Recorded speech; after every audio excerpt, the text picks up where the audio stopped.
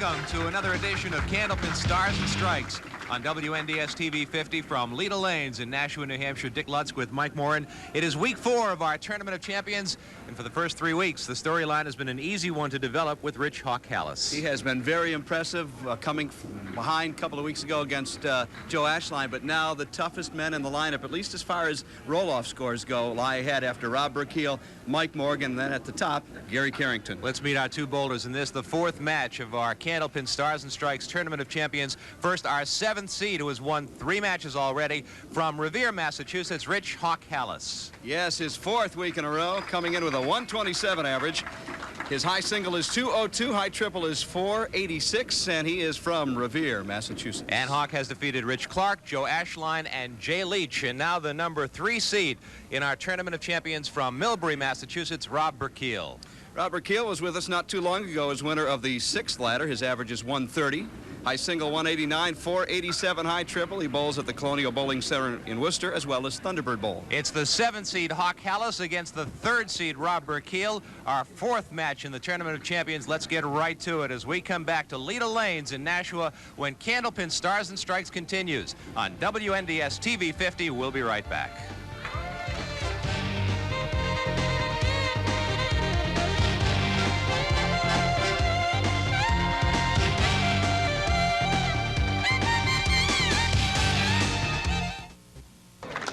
We started out with 7 ladder winners in our Tournament of Champions. Rich Halas, the number 7 seed, has thus far defeated Rich Clark. Joe Ashline and Jay Leach. Next, standing in his way on his climb to the top is Rob Berkiel of Millbury. As we continue in our 6-week Tournament of Championship series, and ready to begin today is Halas from Revere, Massachusetts, our 7th seed, and thus far the Cinderella story of our Tournament of Champions. The only way to describe it. He's been a pleasure to watch so far, but still a long way to go. 1, 2, 9 in the 10, his first spare combination of our 4th week of the Tournament of Champions. Almost picking it up. Hawk in the first week defeated Rich Clark 381 to 356. In the 2nd week, his memorable comeback win over Joe Ashline, trailing by 51 pins going into the 3rd string, trailing by 66 pins, 2 balks into the 3rd string, and then coming from behind to win the match by 2 pins, 391 to 389. And in last week's match, a relatively easy 367 to 347 win over Jay Leach. Although Leach made a run at him in the 3rd string, Halas was able to hold him off.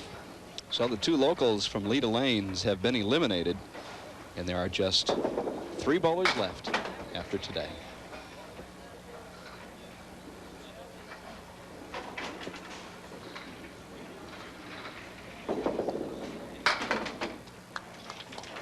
A 7 box for the Hawks, 17 through the first 2, and now we get to look at Rob Berkiel from Millbury, Massachusetts.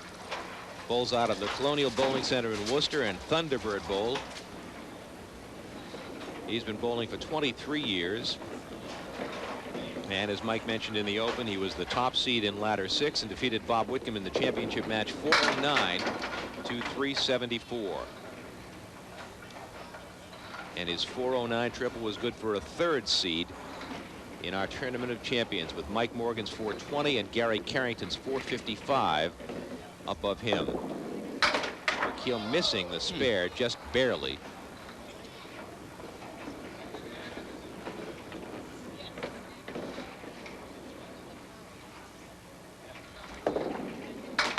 A 10 box matches Hawks 10 in the first frame. Rob is 30 years old, and he's been bowling for 23 years. Quick arithmetic tells me he started when he was about 7. Nothing gets by you, Dick. Well, we'll see. We've got some more Stars and Strikes trivia for you this week. I can hardly wait. For all the folks at home to play along as well. No prizes, I'm sorry. Berkiel in the 1-3 pocket, a little thin. Got some good zip on the ball. He really flings it down there. Checking out that piece of deadwood, which is out in front to the left. He'll miss it. Wow. Missed it badly to the right.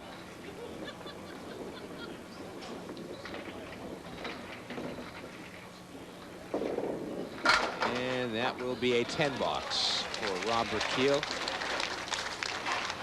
A pair of 10s gives him an early 3-pin lead over Halas. Hawk is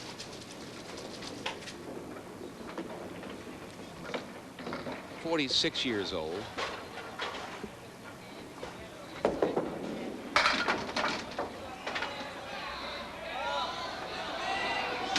Will it take the last one?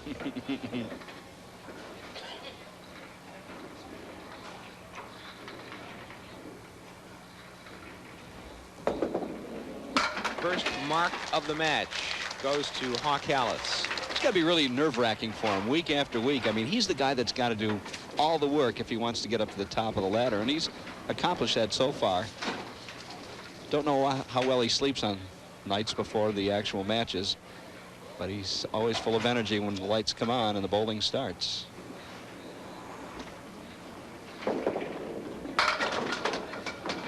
On the spare, Hawk will put at least 8 and a couple more wavering.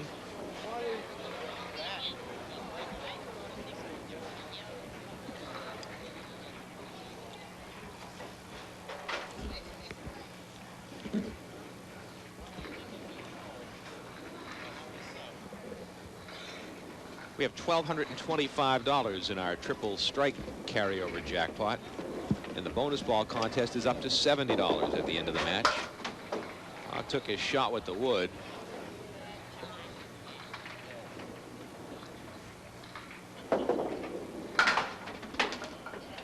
And it will be an 8 box. And how he got nothing out of that, I have no idea. 43 through 4 for Halas.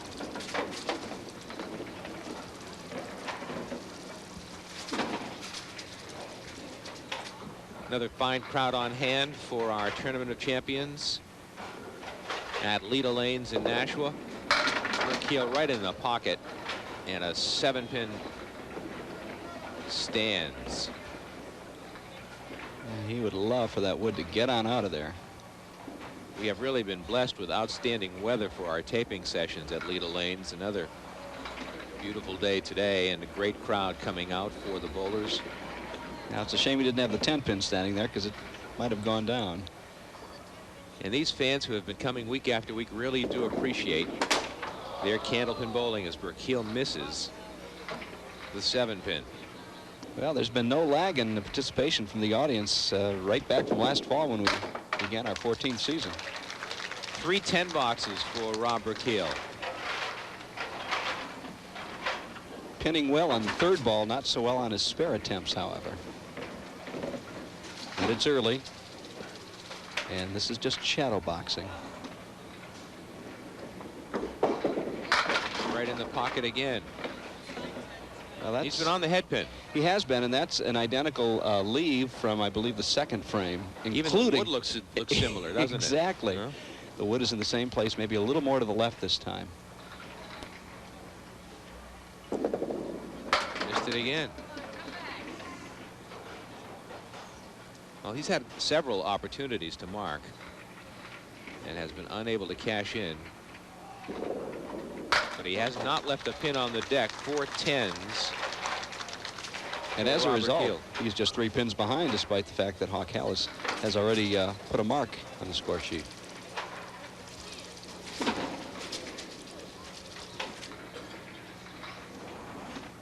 Halas in the 5th frame, first string.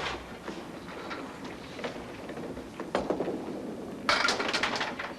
little full on the head pin, but he's trying to break up the split, can't do it. The 3 6 7 remaining.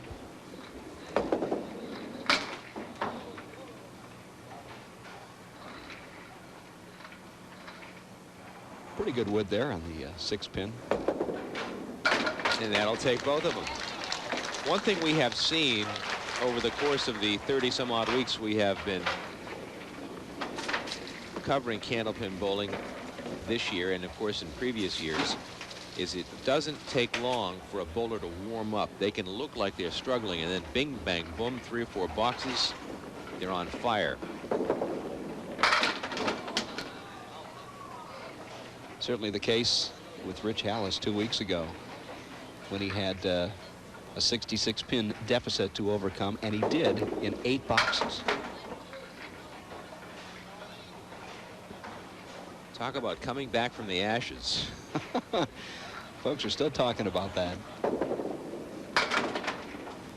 A 9 box for the Hawk. 62 through 6. Only 1 mark in the first string thus far, and it belongs to Halas. As you see, all the 10s in the column under Rob Berkiel's name.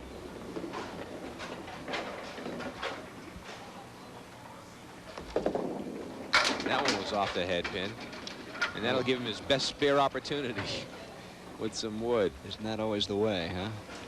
Rob's the materials coordinator for Polaris in Marlboro. They're a computer company. He has a 2-year-old son, Devin. He's been on Channel 50 3 times previously, and he was on the old Channel 5 show 1 time.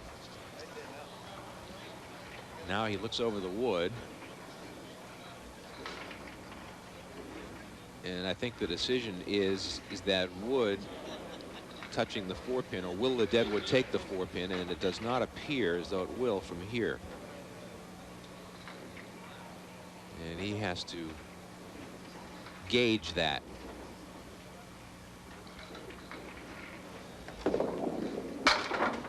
Well, tough break.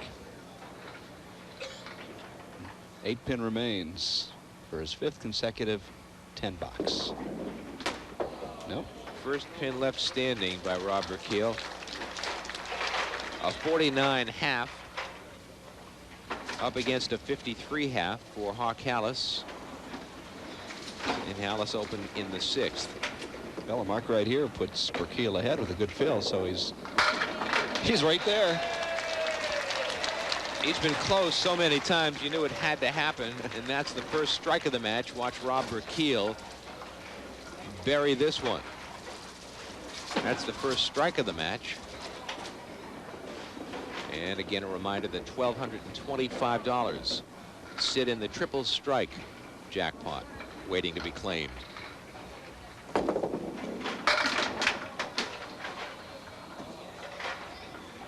And while you're talking about money, Dick, we'll remind folks that our runner-up today receives $300. Winner goes on to face Mike Morgan, and the prize breakdown for the top 3 positions. Number 1 is $1,500. Runner-up to the Tournament of Champions is $600. 3rd place, $400. And 4th place for today, $300. Oh, there's a great spare by Hawk Halas. Responding to the strike in the 6th with a spare in the 7th. Great action off the sidewall for Hawk, his 2nd mark of the game.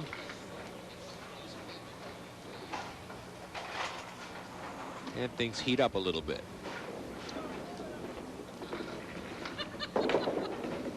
Right in the pocket. And a 9-pin fill and a spare opportunity again for Hawk. Just wants to keep it on the lane here. And not cap that deadwood, which is still moving. That could cause the ball to deflect around the 10-pin.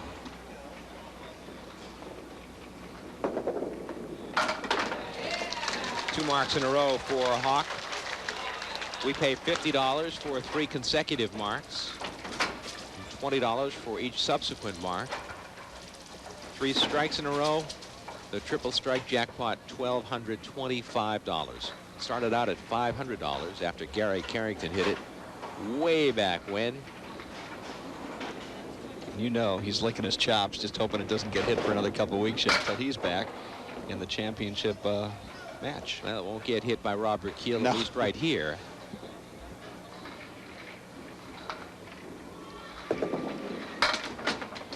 Rob will put a 7 inside the strike.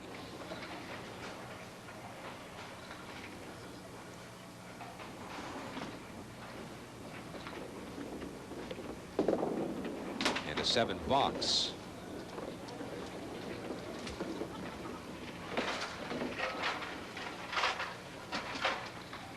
Taking a little bit of the wind out of his sails from that strike in the 6th frame. Now that Hawk Halas has put up a couple of marks And Berkiel throws an open against the first one. Right in the pocket, and second strike of the match for Rob Berkiel. The 5-pin hesitated, but was coaxed into going down gingerly.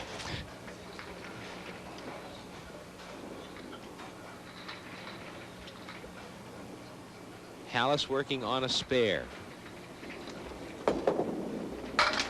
Crossed over to the Brooklyn side.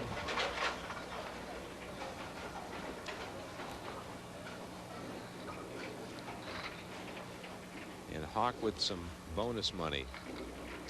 Possibilities with that wood out in front is not in a good spot for him. Especially since he essentially attacks most of his shots from the right side.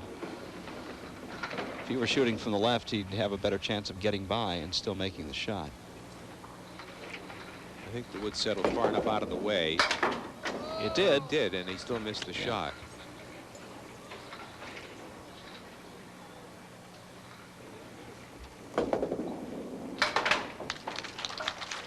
.108 for Hawk.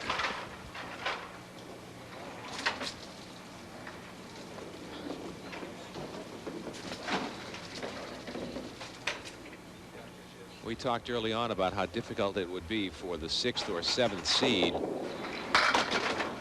to win the Tournament of Champions, because they would have to win 6 matches, and Hawk is halfway there, having won 3 coming out of the 7-hole. Threw it by the 2-pin.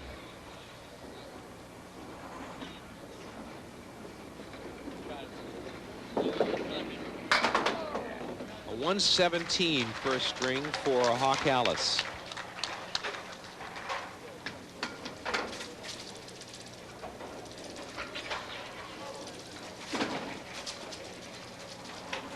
Rob Berkiel, 2 marks in the first string, both strikes.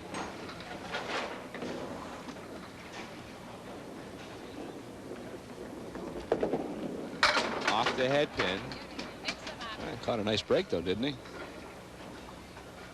1-3 in the 9. And a good piece of wood behind. Head pin is key right here. Missed it. Well, hold on, folks. We will take the spare any way we can. I hope we can see that one again. Here it comes. The ball is alive as long as it hits something on the way through. And the ball rolled on the deck and took the head pin. He's a pinball wizard. That's how he played it.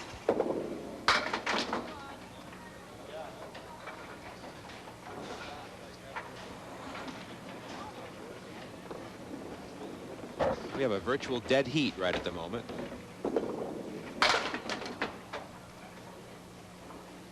And we will be very close to dead even going into the second string.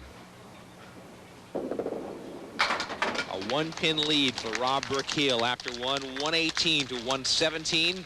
1 string in the books in our 4th match in the Tournament of Champions, with Rob Berkiel leading Hawk Halas by a singleton.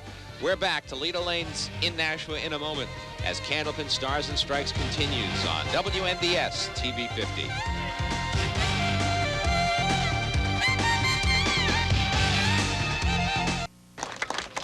Rob Berkiel will start the second string with a 1-pin lead over Hawk Halas as we continue our Tournament of Champions on WNDS TV 50. Dick Lutz with Mike Morin. We're happy to have you with us and look forward to our final 3 weeks in our Tournament of Champions. Berkiel, first ball right in the head pin. A lot of really missed opportunities for Rob Berkiel.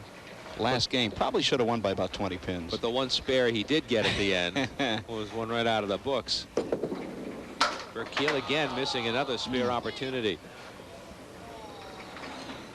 You don't see that happen very often, where the ball comes back into play. And gets the spare. And picks up the last pin. That's the double whammy. Searching it out on the deck.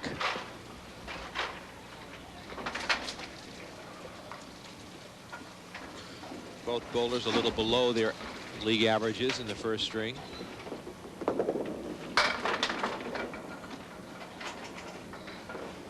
It's like Berkiel kind of pulled up last minute there, and the ball went to the left, leaving the 4 horsemen on the right side.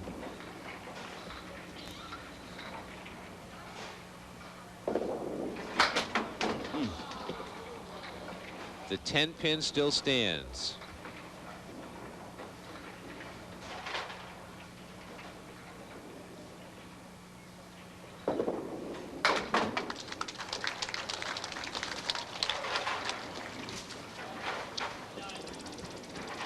Rich Halas, a courier for Federal Express. He and his wife Linda have 2 children, Colby 13 and Courtney 9. Loves to play softball but doesn't have the time for it anymore. He's so busy working. And bowling. And bowling. And TV. And with a couple of kids. Not a lot of time for very much else. 24 hours, Dick, is just not enough for most folks these days in the 90s. I'm trying to figure out a way how to put 30 hours in a day. I somehow have a feeling we'd find a way to fill those up and want 32.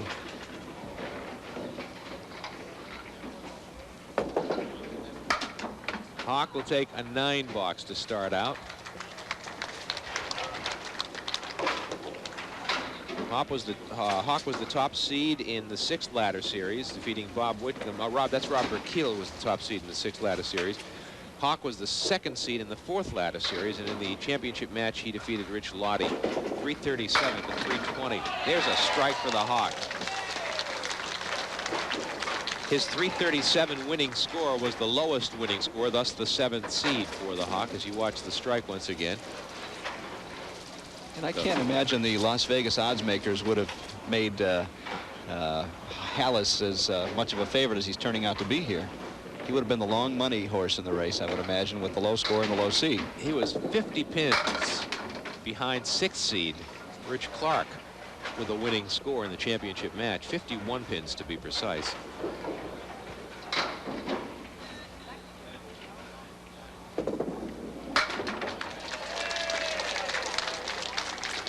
So what do you think? They're going to light it up this game, Dick? Certainly hope so, as Berkiel gets his first mark of the 2nd string. Yeah,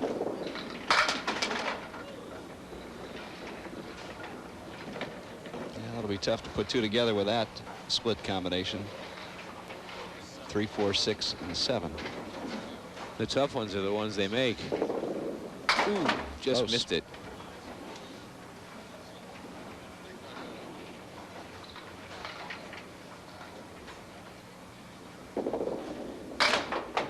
A 9 box for Berkiel, 44 through 4. Now Hawk working on a strike.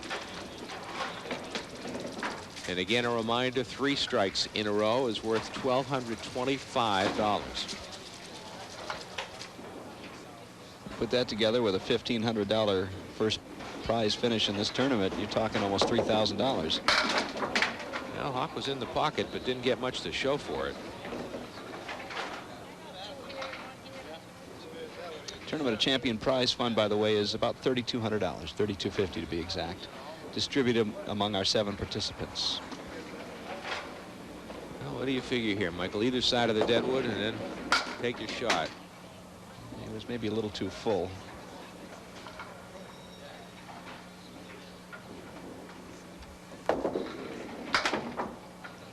An 8 box.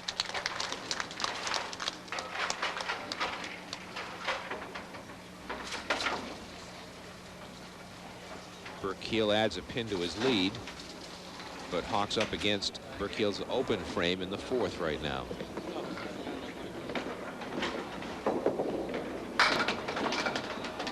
Caught the head pin a little thin, but a spare opportunity for Halas. He really does a dance after he throws that first ball. Missed the head pin that time and not able to convert. Gets a good workout, that's for sure. A 9 box and a 2-pin lead in the match for Berkiel. As we go to break, we'll come back with the second half of this match between Rich Halas and Rob Berkiel as we continue from Leda Lane to Nashua. Candlepin Stars and Strikes on WNDS TV 50.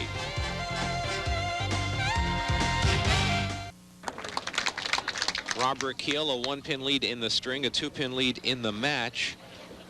After 4 frames of the second string in this, our 4th Tournament of Champions match with Rich Halas and Rob Berkiel. Berkiel from Millbury,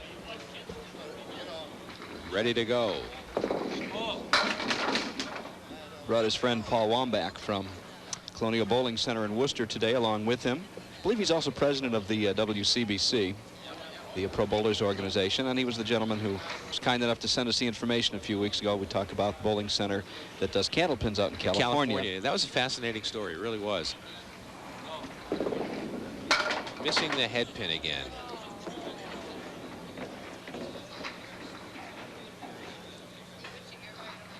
I often wonder about regionalization of sports. Well, you think about candlepins, it began in Worcester in the 1880s. But why did it stay in northern New England? Why did it not branch out? Very good question, because 10 pins has always been a nationwide game. Duck pins in Rhode Island and Middle Atlantic region. Middle Atlantic area. Because when you think about it, as far as the equipment goes, 10 pin is maybe the most awkward and the heaviest, yet the scoring is the easiest.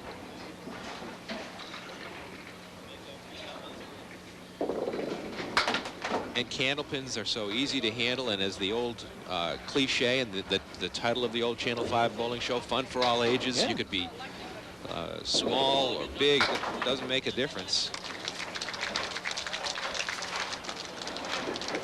63 through 6 for Berkiel. I've never understood why candlepin bowling didn't grow across the country.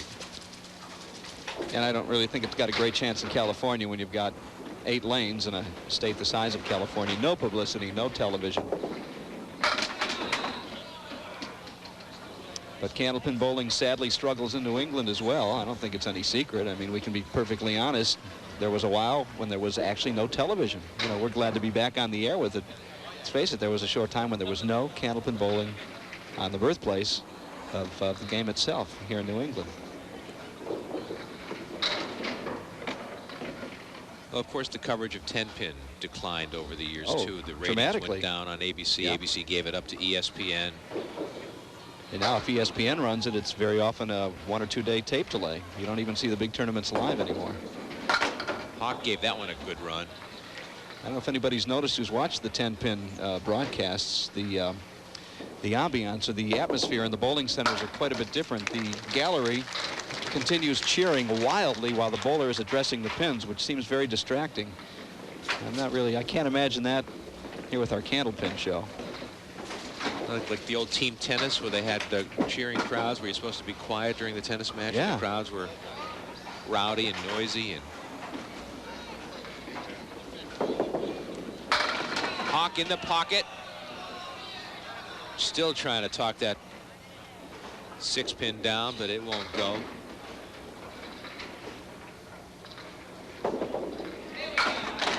A spare for Halas in the 6th frame. And he will take the lead in the match.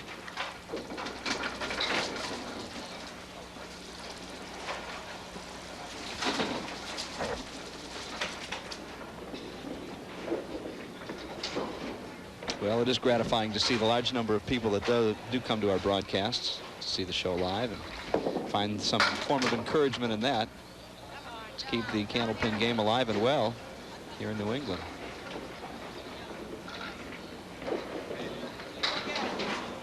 During the year, we tape regularly on a Tuesday at Leda Lanes. And one of the things that I have found to be most gratifying is during the breaks, I'll take a walk over on the other side of the building, and there's a ladies' league that is in progress during the course of the year. Very well attended. Some terrific bowlers, by the way. And the thing that jumps out at me more than anything else as you stand and watch for a few minutes is how much fun they're having. It's definitely a social occasion. It's a great time. Yeah. It's really, I get a kick out of it because they're all having such a great time. Berkiel in the pocket. Can't get the 4-pin. Took a couple swipes at it with a couple of pins, but it still stands. And now a piece of wood. I want to hit it right in the V, I think. I'm not sure if the pin behind is in contact with it, which would certainly make things easier for Rob Berkiel. Well, he played it off the nose, and he got the spare.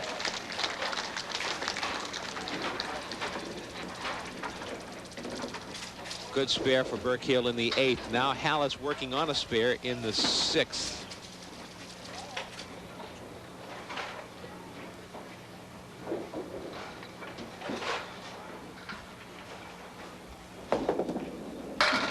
Hawk buried it in the pocket. Don't go away if that pin, now that pin's going to come out all the way. That'll have to be removed as it continues to come this way, unless it changed directions dramatically and picked up some momentum. But Chris Beaubier will move down the alley and move across and take it out of play. We'll watch it again as Halas really buried it in the pocket. Got great action, but the 8 pin somehow managed to avoid it all. And Hawk missed it.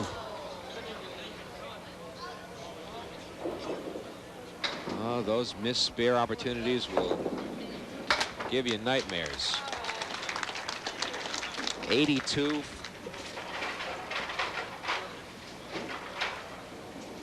for a Hawk. He's up against a spare now by Berkiel in the 8th frame.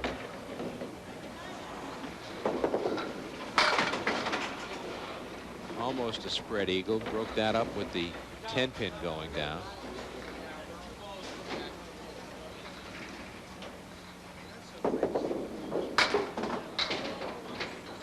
I remember that when we first started the series, and I was talking with Ray Simino, the owner of Leda Lanes,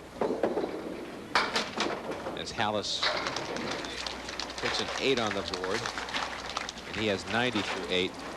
And he was talking about one of the things that has evolved over time was the demise of the so-called industrial leagues at bowling alleys, because there aren't that many industries around that have people that stay in one place for any length of time, that form associations and develop internal leagues as they used to.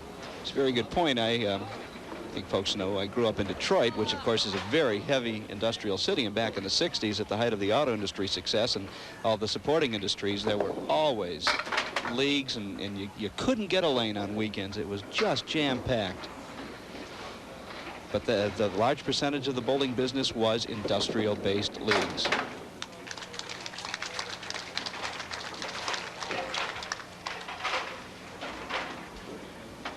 There would hardly be a night that would go by that there were not some form of a league activity at area bowling. Yeah, there were no nights. And we were talking with Tony Zernicke the other day at our taping of one of the earlier tournament games, and he was talking about, I'm from Worcester, he's from Webster, but around the Worcester area there used to be, how many did he say? 40 he said houses? 46, I thought. I don't know if that was in the city proper or in the immediate vicinity. Even that one took me by surprise. I never knew there were that many. I knew there were a lot, but I never knew there were that many.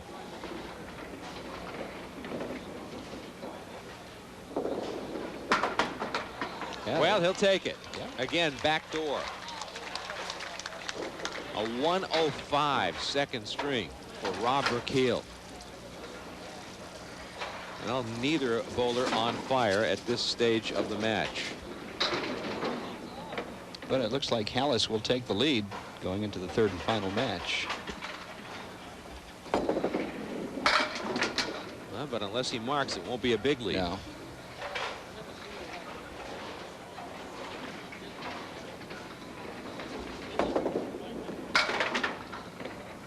No mark here.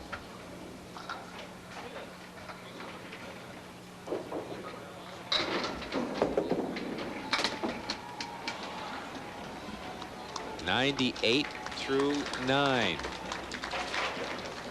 Berkiel had a 1-pin lead after the first string.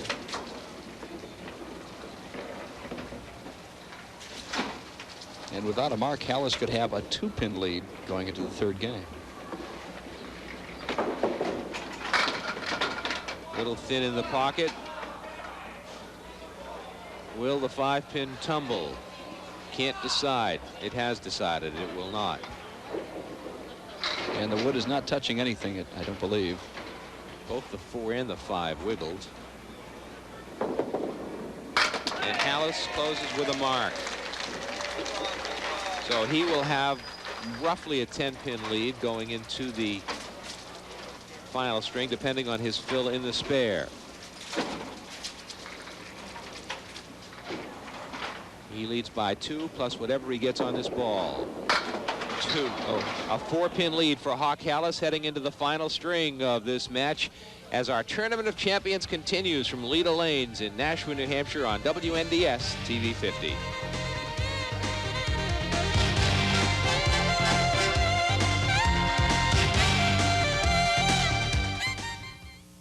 Halas has won the first 3, defeating Rich Clark, Joe Ashline, and Jay Leach.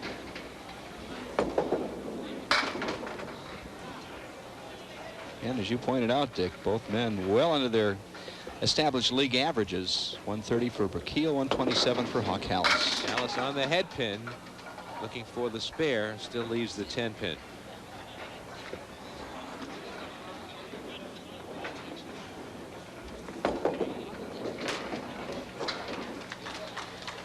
A 9-box starting out for the Hawk.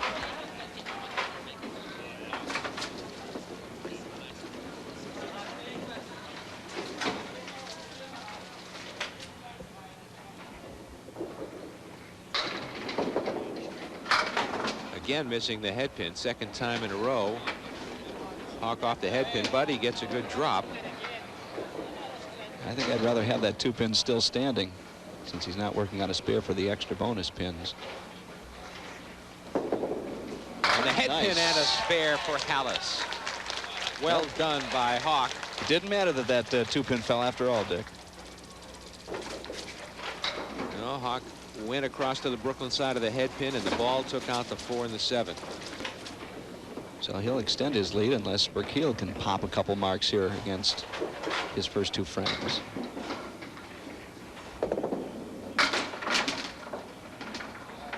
Berkiel avoids the wide split, but still leaves the 2-7. Not an easy shot, but he made it.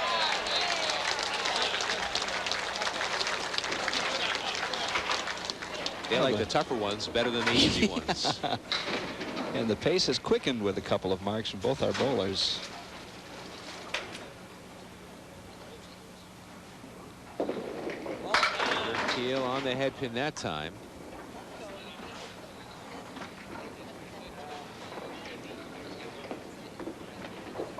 Well, is there room to put the ball to the left of the 5-pin and touch that piece of wood at the same time? Well, if you can get it to deflect, yes. Didn't go for it that way, however.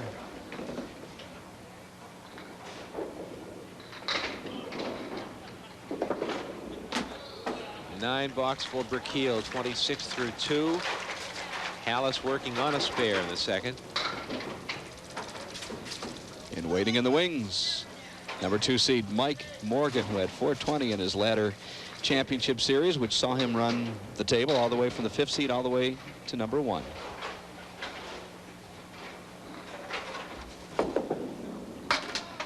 Halas threw it past the head pin. Not a good fill.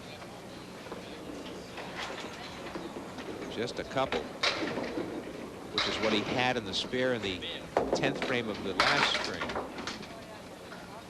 Those short fills really hurt.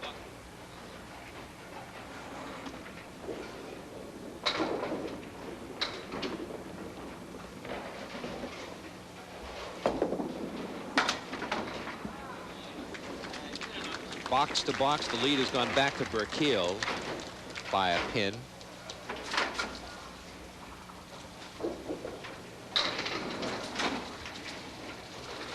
This is the 4th week in a row that you've seen Hawk Halas, which would tie a record for Mike Morgan, who appeared for 4 weeks in a row, which of course is the most you can during a regular season ladder. But of course 6 would be the highest number this time around, and Hawk Halas is 4 into that 6. Well, now he's got a piece of wood out in front of the 2-pin, with the 6-pin standing to the right, creating all sorts of problems for Hawk. Let's see how he does it. How's that for a shot? Great shot by Hawk Halas for his second spare of the third string. Perfectly done. Watch it again. As the ball deflected off of that deadwood right into the 6-pin perfectly. And a big spare for Halas. Now Berkiel in the third box. Breaks up the split and has a spare opportunity here. This looks like a gimme, Michael, if you can keep the ball on the lane. It's the key. Just about did. You heard some oohs and ahs from the crowd. Yeah, it started headed toward the channel, and people start getting nervous. Because if it touches the wood in the channel, it's a dead shot. Berkiel with a strike on the spare. So we go to the break. Berkiel 2 marks in a row. Halas working on a mark. As we continue from Leda Lanes in Nashua, New Hampshire with Candlepin Stars and Strikes on WNDS TV 50.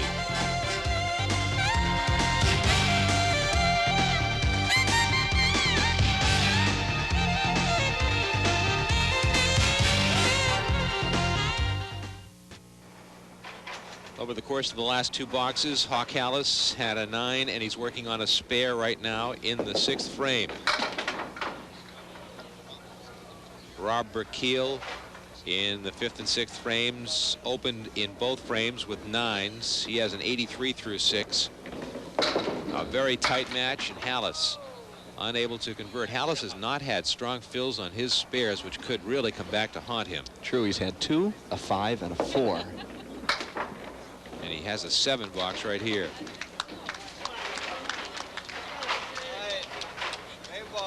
He needs a mark because Berkiel's in the driver's seat. Berkiel trailed by 4 coming into the match, but he now has a lead in the match of 11 pins going to comparable boxes. Halas crossed over to the Brooklyn side and leaves the 5-10. Desperately needed the 5-pin to fall. How will he? The wood is good. The wood could help him here. Do you go to the far left wood? I think I might try that and ricochet the ball, because the wood is going to take the 5-pin. It's probably a higher percentage shot than trying to cut it. Well, that would move too far to the left now. I'm not sure if he's going to do that. No. Wrong wood. Didn't take either one. Well, Hawk is in a hole here now. A 9 box for Hawk.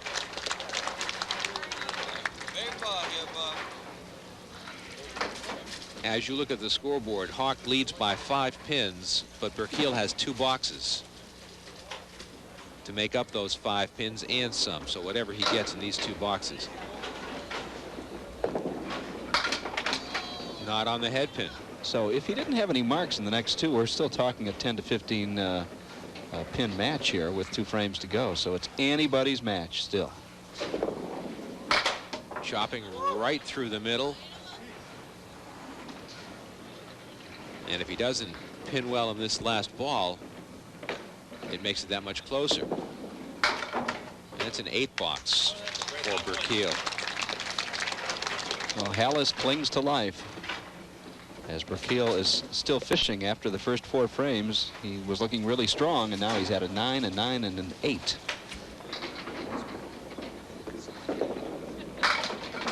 Well, thin on the head pin, but a spare opportunity for Rob Berkiel here.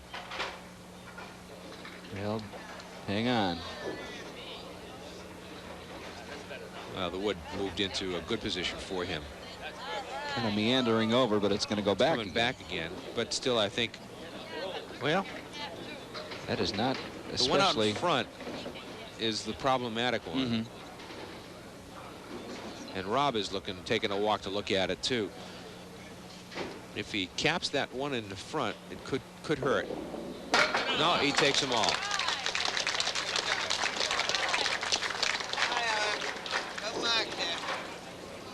13-pin lead plus a ball for Rob Berkiel with 2 boxes to go. Halas needs to mark in both frames. Has no chance to win virtually without a couple of marks here, unless Berkiel falls apart. Well, Hawk responds with a pocket shot. A 9-pin drop. Cannot afford to miss it. The 5-pin stands alone. A spare in the 9th for Hawk Halas. That ball was tailing very sharply at the end. I thought he was going to walk right by it, but he got a piece of it.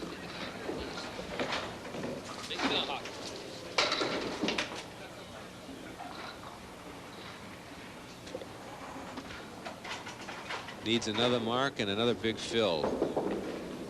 Right in the head pin. Well, that's a very good break for him. The double wood is no fun to shoot at, but with the pin in between, it's very makeable. And that'll definitely goes as soon as the head. If he gets the head pin, he's got the spare. Should. Good strong finish for Hawk Halas. And if he gets anything over a 5, he will force Berkiel to mark in the last 2 boxes. Well, no, Berkiel's got the fill ball coming too, so he needs a real strong fill here. If anything ends up being the undoing of Hawk Halas, it will be the poor fills in the first 3 marks of this game. A 6 and a 118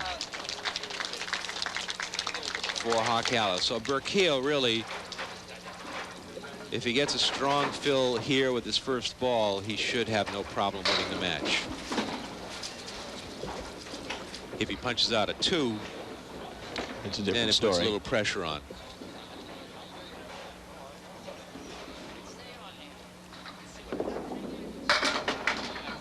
That should just about do it.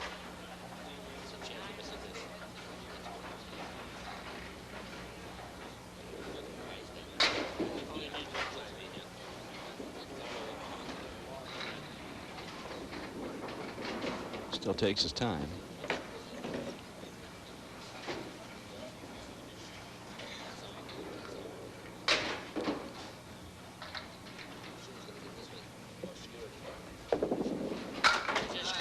Good spare for Berkiel. The match to Rob Berkiel and Hawk Halas. Run from the number 7 seed will come to an end against number 3 Rob Berkiel. And Berkiel will go up against our 2nd seed Mike Morgan in our next match in the Tournament of Champions. A 5 on the spare.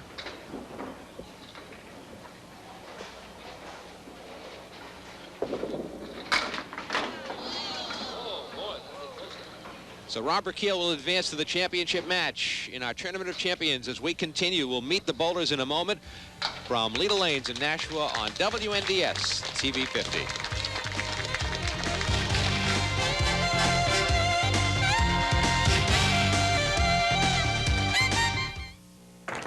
It was a great run for Rich Halas, who came from number 7 seed, winning 3 matches, but time ran out today. Yeah, it just wasn't meant to be. I was off the head pin, and just one of those days. Well, I enjoyed it. I had a lot of fun. You gave us a lot of thrills, and a $300 check for you, and congratulations to you. We'll hope to see you again. Hawk Halas, ladies and gentlemen, gave it a great run, and now Mike Moran will draw a postcard as we will have Rob Berkiel roll our bonus ball and see if we can match it up with a winner. Yes. I think my eyes are going bad here. 7. It was a 7, wasn't it? Yes, it was. Let's see, pulling out of the card out of the barrel, we have Blanche Wozlowski of Revere, and Blanche guessed 6. So Blanche is off, and she'll win What's a wrong set with of you, mugs from N&R Trophies in Winchendon, and 10 strings of bowling go to Nick Sarcioni of Salem, New Hampshire. That's the second card pulled out. We'll bring Rob Berkiel in real quickly to congratulate him for winning this afternoon, and from the number 3 seed on to number 2 up the ladder we go. Yes, it wasn't a pretty win. It was not a pretty win at all. You'll see you again next time. Rob Berkiel, See you later, Rob. 3rd seed, climbing the ladder. Mike Morgan is next. And you can watch the decibel level go up at least 10 points next week because both Tom and Mike Morgan will be here. Mike Morgan will be doing the bowling. All right, we'll look forward to seeing you, too, as the Tournament of Champions continues. 2 more to go for Mike Moran and our entire